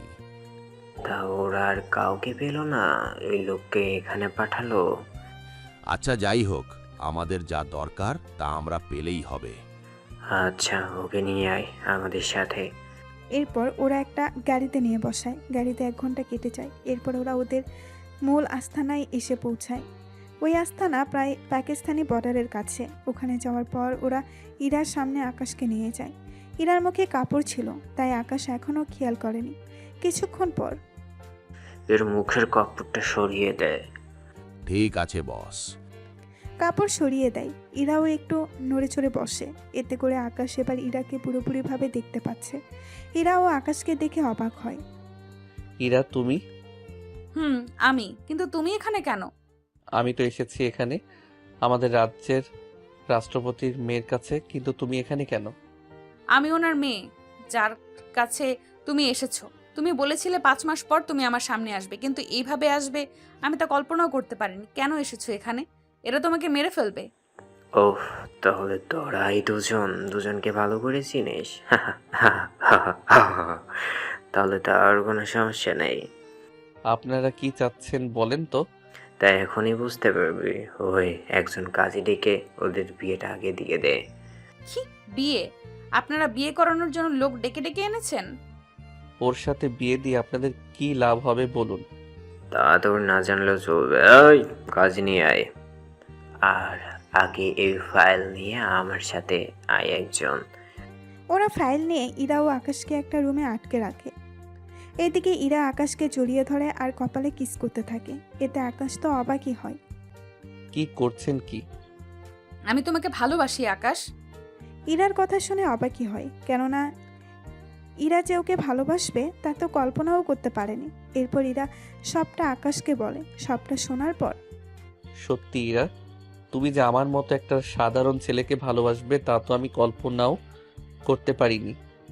তোমার জন্য আমি 5টা মাস অপেক্ষা করেছি, কিন্তু 5 মাসের মধ্যে এইভাবে দেখা হবে আর এইভাবে আমাদের বিয়ে দিবে তা স্বপ্নের মতোই লাগছে আমার থেকে। আমিও ভাবিনি এইভাবে তোমার সাথে দেখা হবে আর বিয়ে করতে হবে। কিছুক্ষণ পর কাজী এসে ওদের দুজনের বিয়ে পড়িয়ে দেয়। বিয়ে পড়িয়ে ওদের একটা রুমে রাখে। কিছুক্ষণ পর সে ভিডিও ইরার বাবার কাছে পাঠিয়ে দেয়। স্যার, একটা ভিডিও এসেছে। কিসের ভিডিও? জানি না, খারাপ কোনো ভিডিও না হলেই ভালো হয়। আচ্ছা, ভিডিওটা চালাও। ভিডিও চালানো হলো। ভিডিওতে দেখানো হচ্ছে ইরা ও আকাশের বিয়ে দেওয়া হচ্ছে। এটা দেখে বড় অফিসার একটু ঘাবড়ে যায়, কিন্তু বড় অফিসার রফিক চৌধুরীর দিকে তাকিয়ে দেখে উনি খুশিই হয়েছে। স্যার, আপনি কি ওদের বিয়েতে খুশি হয়েছেন? হবে না কেন? আমার মেয়ে তো ওকে পছন্দ করে। কি বলছেন কি স্যার? ঠিকই বলেছি, ওদের বিয়ে দিয়েছি, তাতে আমি খুশি হয়েছি। কিন্তু একটা কথা মাথায় ঢুকছে না। কোন কথা? কথাটা হলো, ওরা ইরার সাথে কেন আকাশের বিয়ে দিল? ওই বিয়ে দেওয়ার জন্য কি ওরা এখান থেকে একটা ছেলে পাঠাতে বলেছিল? আমারও তো এই প্রশ্নটা মাথায় ঢুকছে না, কিন্তু কেন করলো ওরা এমনটা? তা তো এখন আকাশের সাথে কন্টাক্ট বা আমাদের সাথে কন্টাক্ট করলেই জানতে পারবো। এখন ও আমার মেয়ের জামাই, ও হয়ে গেল, তবে ভালোই হয়েছে। যেমন ঠিক বুঝি নাই। আমার মেয়ে ওই ছেলেটাকে ভালোবাসতো, কিন্তু ভাগ্য কি পরিহাস, ওই ছেলের সাথেই ওর বিয়ে হয়ে গেল। এখন দেখি সামনের দিকে কি হয়। এদিকে আবির আর্মি সৈনিকদের নিয়ে ওই জায়গার চারিদিকে ঘেরাও দিয়ে ঘিরে ফেলে। ওরা এক এক করে ভেতরে যেতে থাকে। ভেতরে যতই যাচ্ছে ঠিক ততই বিপদ ওদের কাছে আসতে থাকে। কিছুক্ষণ পর তোমরা এদিকে যাও আর তোমরা এদিকে আসো। তার সাথে একটা কাজ করো, কয়েকজন স্নাইপার গাছে উঠে যাও। বাকিটা তো কি করতে হবে বুঝতে পেরেছো? হ্যাঁ, আমরা তাহলে নিজেদের পজিশন নিয়ে নিই। এদিকে কিছুক্ষণ পরে ওরা সামনে যাকেই পাচ্ছে তাকেই মেরে ফেলছে। এদিকে ওই টেররিস্টগুলো চারপাশে ছড়িয়ে পড়ে। ওরাও একজন একজন করে গুলি করতে থাকে। গুলির আওয়াজ শুনে ইরা ভয় পেয়ে আকাশকে জড়িয়ে ধরে। তুমি একটা কাজ করো, এর ভিতরে লুকিয়ে থাকো, আমি এদের দেখতেছি। তুমি ওদের সাথে পারবে না। তাছাড়া আমি তোমাকে এক মুহূর্তের জন্য হারাতে চাই না। প্লিজ তুমি আমার সাথে থাকো। বিয়ের প্রথম দিনই আমি তোমাকে হারাতে পারবো না। আমি এইভাবে চুপচাপ বসে থাকতে পারি না। কথা দিচ্ছি আমি অবশ্যই ফিরে আসব। সত্যি আসবে তো? কথা দিলাম। এই বলে ইরাকে একটা রুমে আটকে দেয়। রুমে আটকে দেওয়ার আগে আকাশ ওর ট্রেকারটা ইরার কাছে দিয়ে দেয়, যেন যে কোনো মূল্যে ওকে খুঁজে বের করতে পারে। ওখান থেকে একটা বন্দুক নিয়ে ভেতরে থাকা সবাইকে এক নিমিষেই শেষ করে দেয়। এদিকে কিছুক্ষণ পর আবির বাইরের সবাইকে মারতে মারতে ভেতরে এসে দেখে আকাশ ওখানে বন্দুক নিয়ে দাঁড়িয়ে আছে। আকাশকে দেখে আবির জড়িয়ে ধরে। কিরে, সবাইকে নিমিষে শুয়ে দিলি? তার বলতে? তা উনি কোথায়? কার কথা বলছিস? যাকে বাঁচাতে এখানে আসা। দাঁড়া, বের করতেছি। এই বলে ওই রুম থেকে ইরাকে বের করে। ইরা বের হয়ে আকাশকে জড়িয়ে ধরে খুশিতে। তোমার কিছু হয়নি? এদিকে ওদের এমন কাণ্ড দেখে আবির তো মুখে হাত দিয়ে দাঁড়িয়ে আছে। তুই মুখটা এরকম করে রেখেছিস কেন? তুই এসেছিস ওনাকে বাঁচাতে, কিন্তু এখানে দেখি কয়েক ঘন্টায় প্রেমও বাঁধিয়ে নিলি। তুইও না? এখন ওই রুমের ভিতর একজনকে পাবি, ওকে নিয়ে তাহলে ক্যাম্পে ফিরে চলো। ওই রুমে কেহ? আচ্ছা, তাই হবে। ওরা ওখানে থাকা যতটা প্রমাণ পেয়েছে সব কিছু নিয়ে চলে আসে। পুরো রাস্তায় ইরা আকাশকে জড়িয়ে ধরে রেখেছিল। আবিরও কিছুই বুঝতে পারছে না। এদিকে কয়েক ঘন্টার পর ওরা প্রধানমন্ত্রী কার্যালয়ে এসে পৌঁছায়। ইরা গাড়ি থেকে নেমে ওর বাবাকে জড়িয়ে ধরে। স্যার, আপনার মেয়ের কোনো ক্ষতি ছাড়াই ওকে ফিরিয়ে দিলাম। এখন তাহলে আমি আসি। আবির, চল তাহলে। কোথায় যাচ্ছ তোমরা? আমি তো ক্যাম্পে জয়েন করব। কিন্তু তুমি ক্যাম্পে গেলে আমার মেয়ে কি হবে? দেখুন স্যার, ওটা তো ওরা জোর করে বিয়ে দিয়েছিল। আচ্ছা, তুমি কি আমাকে ভালোবাসো না? বা এই বিয়েটাকে কি তুমি মানতে পারছো না? আমি সবই মানি, কিন্তু তোমার বাবা কি আমাদের এই সম্পর্ক মেনে নিবে? কেন মেনে নিবে না? দেখো, তোমার বাবা দেশপ্রধান আর আমি বর্তমানে একজন মেজর। আমার মতো ছেলের সাথে কি তোমার বাবা মেয়ের বিয়ে কি দিবে? আমার কোনো আপত্তি নেই। তাছাড়া আমার মেয়ে যখন তোমাকে পছন্দ করে তখন আমার কোনো আপত্তি নেই। আমি তো কিছুতেই বুঝতে পারছি না। তুই আমার সাথে আয়, আমি তোকে সবটা বলবো। তুমি তো এখন বাড়িতে যাবে, তাহলে ওকে নিয়ে যাও। স্যার, আমার নিজস্ব কোনো বাড়ি নেই, সেজন্য ওকে বাড়িতে ওঠানোর আগে আমাকে ফ্ল্যাট দেখতে হবে। তার কোনো প্রয়োজন নেই। তুমি যখন আমার মেয়ের জামাই, তখন তুমি এই বাড়িতেই থাকবে আমাদের সাথে। কিন্তু ঘর জামাই থাকাটা কেমন দেখায় না? ঘর জামাই বলতে ওদের ঘায়ে লাগে, যারা নিজের থেকে বইয়ের খরচ চালাতে পারে না। কিন্তু তুমি তো আমার 3-4টা বউ চালানোর ক্ষমতা আছে। তাছাড়া আমি কিছু শুনতে চাই না, তুমি এই বাড়িতে থাকবে। তাছাড়া তোমাদের বিয়ে তো কেউ দেখেনি, তাই আমি কালকে তোমাদের বিয়ের অনুষ্ঠান করব। সেজন্য তুমি সময় মতো চলে আসবে। ঠিক আছে। এদিকে ইরা ওর রুমে চলে যায় আর আকাশ যেতে যেতে আবিরকে সবটা বলতে থাকে। আবিরও সবটা শুনে অবাক হয়ে যায়। পরের দিন আকাশ দুলা সেজে ইরাকে বাড়িতে আসে, সাথে আবিরও ছিল। ইরার বাবা এখানে ওখানে সবার সাথে আকাশের পরিচয় করিয়ে দেয়। আকাশও সবার সাথে পরিচয় হয়ে নেয়। রাতের বেলায় ইরা ও আকাশ ইরা রুমে বসে আছে, সাথে গল্প করতে থাকে। গল্প করা শেষ হলে ওরা দুজন দুজনের কাজে লেগে পড়ে। ওরা দুজনে কি গল্প করছিল তা তো আপনাদের বলাই যায়। আসলে ওরা গল্প করছিল এই নিয়ে যে এই 4 মাস ইরা কি কি করছিল তা নিয়ে ওরা দুজনেই কথা বলছিল। সকালবেলায় ইরা চুলের পানি দিয়ে আকাশের ঘুম ভাঙায়। ঘুম ভেঙে ইরাকে জড়িয়ে ধরে। সারা রাত অনেক আদর করেছো, তাই এখন তুমি ফ্রেশ হবে। না হলে হয় না? জি না, তুমি যাবে কিনা তাই বলো। যাচ্ছি। এদিকে আকাশ গোসল করে অন্যদিকে ইরা রেডি হতে থাকে। কিছুক্ষণ পর ওরা দুজনে রেডি হয়ে বেরিয়ে আসে, নাস্তা করে নেয়। তোমরা কি কোথাও বের হবে? না বাবা, আমি কোথাও যাচ্ছি না। না বাবা, আমরা একটু সমুদ্রের ধারে যাব। তাহলে যাওয়ার সময় অবশ্য সিকিউরিটি নিয়ে যাবে। লাগবে না বাবা, তোমার জামাই থাকতে সিকিউরিটির কি দরকার? তাছাড়া আমরা এখানে সিকিউরিটি নিয়ে গেলে কিছুই তো। ঠিক আছে, তাহলে যাও। না বাবা, আমি কোথাও যাচ্ছি না। তুমি তো যাবেই, তুমি না গেলে আমি অন্য কাউকে নিয়ে গিয়ে ওইগুলো। এই না, আমি রাজি। এই তো গুড, তাহলে চলো। ইরা অনেক জোরাজুরি করে, আকাশকে নিয়ে চলে আসে। ওরা দুজনে সমুদ্রের ধারে হাঁটছে, আর মাঝে মাঝে আকাশের কোলে উঠে যায়। এবার কোলে আবার আরেকবার কাঁধেও উঠে যায়। যদিও আকাশের তাতে একটুও কষ্ট হয় না, কেননা এই সব কিছুরই ট্রেনিং করা হচ্ছে। এরা তো বিরক্ত হয়ে বলে, এই তোমার কি একটুও কষ্ট হয় না? কষ্ট কেন হবে? এই যে আমি তোমার কাঁধে উঠে আছি, তাছাড়া মেয়ে মানুষ উঠলে কষ্ট পেলেও ছেলেরা বলে না। জি না, আমাদের এইসব ব্যাপারে ট্রেনিং করানো হয়েছে, তাই আমাদের কোনো সমস্যাও হয় না। তাহলে আমি এইভাবে আরো কিছুক্ষণ থাকি। এরপর ওরা আরও কিছুক্ষণ ওখানে সময় কাটাতে থাকে। সন্ধ্যা হতে ওরা চলে আসে বাড়িতে। রাতের বেলায় ওরা ঘুমিয়ে থাকে। এদিকে এভাবেই 7 দিন কেটে যায়। আকাশ ছুটি কাটাচ্ছে। এদিকে ইরাও আকাশকে ছাড়তে চাইছে না। তবুও ইরাকে বুঝিয়ে শুনিয়ে আকাশ ক্যাম্পে আসে। স্যার এসেছেন আপনি তাহলে? তাই লোকটা কি মুখ খুলেছে? কিন্তু একটা খারাপ খবর আছে আমাদের জন্য। খারাপ খবর মানে? ওই লোকটার থেকে তথ্য পাই। কি রকম তথ্য? তথ্যটা হলো ওরা নাকি আমাদের দেশে বোমা ব্লাস্ট করবে।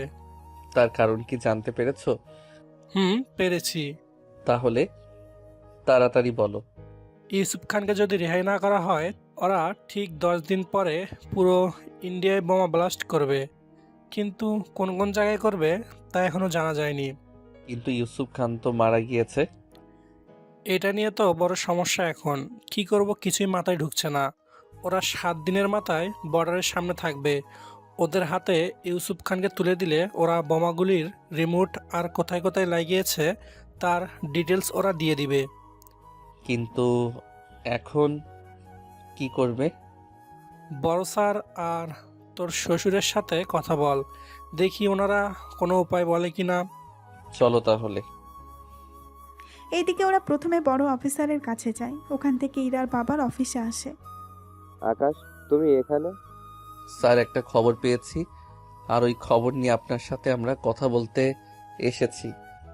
কি কথা? আকাশ এরপর সব কথা বলে।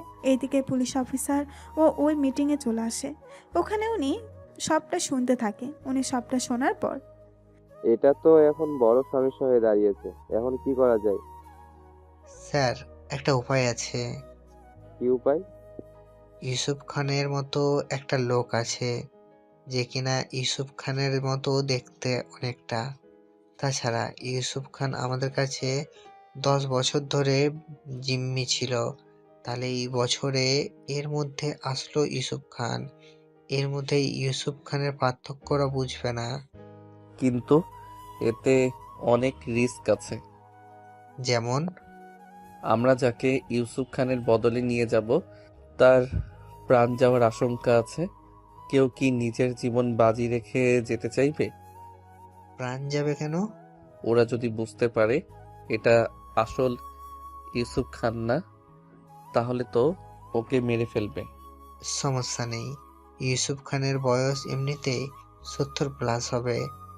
আর আমি যে লোকটার কথা বললাম ওনার বয়সও সেম। ওই লোকটার পৃথিবীতে কেউ নেই, তাই আমার মনে হয় ওনাকে নিয়ে গেলে কোনো সমস্যা হবে না। লক্ষ লক্ষ জীবন বাঁচাতে আমরা একজনের জীবন বিপদে ফেললে সমস্যা হবে না। তাছাড়া একজন লোকের জন্য যদি লক্ষ লোকের জান বেঁচে যায়, তাহলে সেটাই করো। তাহলে আমরা ওদের শর্ত রাজি হয়ে যাই। তার আগে ওই লোকটাকে খুঁজে বের করুন, তার সাথে লোকটাকে ওদের সম্পর্কে কিছু ট্রেনিং করাতে থাকুন। তার সাথে আমার মনে হয় ওরা ইউসুফ খানকে বিয়ের তো কোনো কাজে লাগাতে পারবে না, কিন্তু হয়তো ইউসুফ খান এমন কিছু জানে যা ওদের অনেক উপকারে আসবে। আমারও তো তাই মনে হচ্ছে। নয়তো এই বৃদ্ধ বয়সে ওনাকে গিয়ে ওরা কি স্বার্থ হাসিল করবে। আপনি তাহলে ওই লোকটাকে খুঁজে বের করুন আর লোকটাকে কিছু ট্রেনিং দিন। ওকে, তাই করব। এদিকে পুলিশ চলে যায়। অন্যদিকে বড় অফিসার ও রফিক সাহেব আকাশের বিচার বুদ্ধি দেখে অবাক হয়ে যায়। সত্যি আকাশ, তোমাকে এই জন্য নিজের মেয়ের জামাই বলতে গর্ববোধ হচ্ছে। তুমি তাহলে এখন বাসায় যাও, ওই দিকটা ওরা সামলে নেবে। তার সাথে যা বলার ছিল, তোমার হাতে এখনো 3 দিনের সময় আছে, তাই ওই 3 দিন তুমি আর ইরা বাইরে থেকে ঘুরে আসো, ততদিন ওরা এই দিকটা সামলে নেবে। ঠিক আছে। এদিকে পুলিশ অফিসার ওদের সাথে যোগাযোগ করে। বল আমাদের প্রস্তাবে তোরা রাজি কিনা? রাজি, তবে একটা শর্ত আছে। কি শর্ত? আমরা তো তোমাদের হাতে ইউসুফ খানকে তুলে দিব, কিন্তু তোমরা যে বোমা আর রিমোট সঠিক তথ্য দিবে তার কি কোনো গ্যারান্টি আছে? তাহলে কি চাস তোরা? আমাদের তোরা বোমা কোথায় আছে তার সন্ধান দিবি। আমরা যদি তোদের জায়গাগুলো চিহ্নিত করে বোমাগুলো শনাক্ত করে খুঁজে পাই, তারপর আমরা ইউসুফ খানকে নিয়ে আসবো। ওই তুই কি বোকাচোদা পেয়েছিস? অবশ্য বলা যায়, কেননা ওই বোমাগুলো টাচ সেন্সর, সামান্য ছোঁয়া পেলেই ওইগুলো ফেটে যাবে। তাই তোরা যদি বেশি চালাকি করিস তাহলে বোমা এখানেই ফেটে যাবে। দেখো, আমরা কোনো চালাকি করব না। কোনো সমস্যা নেই, কেননা রিমোট দিয়ে বন্ধ না করলে ওই বোমাগুলো ধরা মাত্রই তোরা শেষ হয়ে যাবে। আমরা যা করেছি তাই করো। এদিকে টেররিস্টগুলো বোমা রাখার লোকেশন পাঠিয়ে দেয়। অন্যদিকে আকাশ ইরাকে নিয়ে হলে আসে ঘুরতে। ওরা 2 দিনের জন্য একটা হোটেলে ওঠে। ওখান থেকে সব জায়গায় ঘুরে ঘুরে দেখতে থাকে। আচ্ছা, আমরা এত কম সময় এখানে থাকবো কেন? একটা গুরুত্বপূর্ণ মিশন আছে, ওই মিশনটা শেষ করতে হবে। উফ, সারাক্ষণ শুধু মিশন আর মিশন। এত মিশনে যেতে হবে না। আমি আব্বুকে বলে তোমার চাকরি খেয়ে তোমাকে সারাক্ষণ আমার কাছে রাখার ব্যবস্থা করে দিব। আমি তো তোমার সাথে থাকলে তোমাকে জ্বালাই, যেমন এখনো জ্বালাচ্ছি। আমিও চাই তুমি আমাকে এরকম ভাবে জ্বালাও, কেননা তোমার এই জ্বালানো আমার অনেক ভালো লাগে। কিন্তু প্রতিদিন হলে তো সমস্যা। সমস্যা নেই। আচ্ছা, এখন চলো, আমাদের ফিরে যেতে হবে। মাত্র 2 দিন হলো, আরো কয়েকদিন থাকি এখানে। জি না, আর থাকা যাবে না। একটা কথা দাও। কি কথা? তুমি তোমার কোনো ক্ষতি করা ছাড়াই মিশন শেষ করে আসবে, আর এরপর তুমি আর্মির চাকরি ছেড়ে দিবে। তাহলে খাবো কি, আর তোমাকে খাওয়াবো কি? খাওয়াতে হবে না, তোমার ভালোবাসা পেলেই হবে। তাছাড়া তোমার মিশন শেষে একটা সারপ্রাইজ দিব তোমাকে। কি সেটা? আগে কথা দাও, এই মিশন শেষ করে তুমি চাকরি ছেড়ে দিবে। কথা দিলাম, ছেড়ে দিব। আচ্ছা চলো তাহলে বাড়িতে যাই, আর কথাটা যেন মনে থাকে। এইদিকে আকাশ ওই ইরা বাড়িতে চলে আসে। অন্যদিকে পুলিশ বোমাগুলো খুঁজে ও পেয়েছে, আর ইউসুফ খানের মতো দেখতে লোকটাকেও তৈরি করে ফেলেছে। এখন শুধু লোকটাকে দিয়ে ওই রিমোটগুলো ওদের থেকে হাতিয়ে নেওয়া। এদিকে আজকে ওদের কয়েকজনকে নিয়ে একটা মিটিংয়ে বসে। মিটিংয়ে সব কিছু নিয়ে আলোচনা করা হয়। কি কি করবে ওরা, কোন দিক দিয়ে কতগুলো কাজ করবে, কতগুলো সৈন্য দিবে, এক কথায় এইসব নিয়েই আলোচনা করে। যে কথাটা বলার ছিল, বোমগুলো যে জায়গায় পাওয়া গিয়েছে ওই জায়গার আশেপাশে 206 ধারা জারি করে দিন তাড়াতাড়ি, যেন কেউ ওখানের আশেপাশেও না আসে। কারণ কোনো রকম সমস্যা হলে যেন বিল্ডিংয়ে সমস্যা হলেও কোনো লোকের প্রাণ না যায়, সেদিকে খেয়াল রাখবেন আপনি। আমরা তা না হয় করলাম, কিন্তু ইউসুফ খানের মতো ওই লোকটাকে নিয়ে আমরা যাব, সাথে কিছু প্ল্যান করা আছে। ওইগুলো আপনার না জানলেও চলবে, কেননা ওকে, যেহেতু আমরা যাব তাই এইসব বিষয়ে আমরাই ডিসিশন নিব। ওকে, তাহলে আমি মানুষের নিরাপত্তার দায়িত্ব নিলাম। ওই দিনের মতো মিটিং শেষ করে আকাশ ও আবির ইউসুফ খানকে নিয়ে বেরিয়ে পড়ে ওদের দেওয়া ঠিকানায়। ওদের যাওয়ার আগে আকাশ ও ওই জায়গায় প্রায় 200 আর্মি নিয়োগ দেয়। ওরা ওই জায়গায় সব দিক দিয়ে ঘিরে দাঁড়ায়। আকাশ ইউসুফ খানকে ওদের সামনে গিয়ে বলে, এই নে ইউসুফ খান, এবার রিমোটগুলো ফিরিয়ে দে।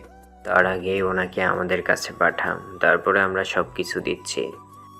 আকাশের ইশারায় 2 জন আর্মির লোক ইউসুফ খানকে নিয়ে ওদের কাছে যায়। সাথে রিমোট নিয়ে আসতে গেলেই ওরা ওই সৈনিকদের আটকে ফেলে। এবার কি করবি অফিসার?